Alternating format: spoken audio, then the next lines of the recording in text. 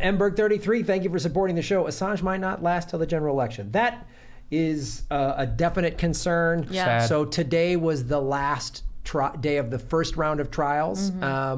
And I will be interviewing Tarek Haddad on Monday, who was in the courtroom all week. I've already done 2 interviews with Taylor Hudak. I started a separate Julian Assange playlist.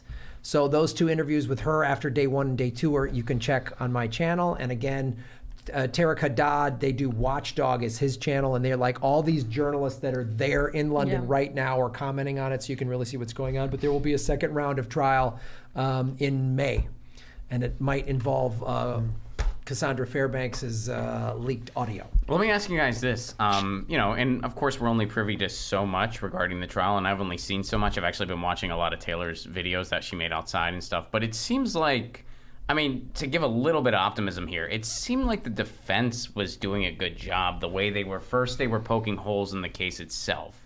Then they were saying this isn't even being treated as the offense it should be treated as. This should be treated as a political offense, if anything.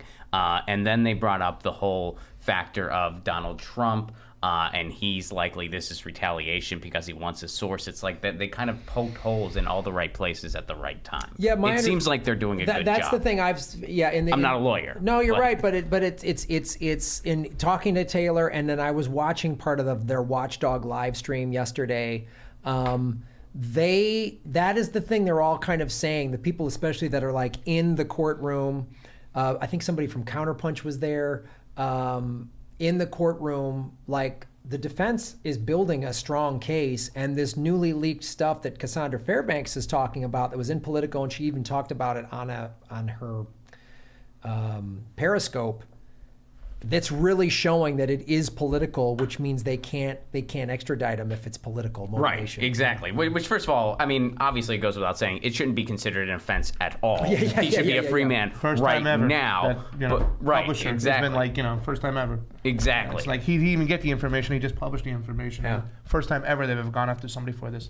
Right. So, I mean, it's beyond ridiculous, that goes without saying, but since we are in this situation, it should be deemed a political offense at the very least, which means they can't extradite him.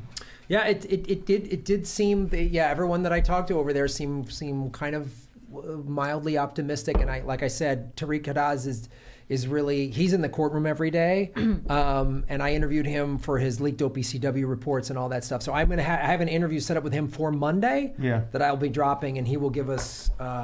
He'll give us great stuff, and I might even get another interview with Taylor too, because she's talking to all these people. So I just hate the way some Hollywood's kind of going after it, seeing like Julian Assange's picture on Alyssa Milano's Twitter, and just like claiming that he's a Russian and whatnot. They're still kind of playing into that whole fairy tale that he was working for the Russians oligarchs after at some point.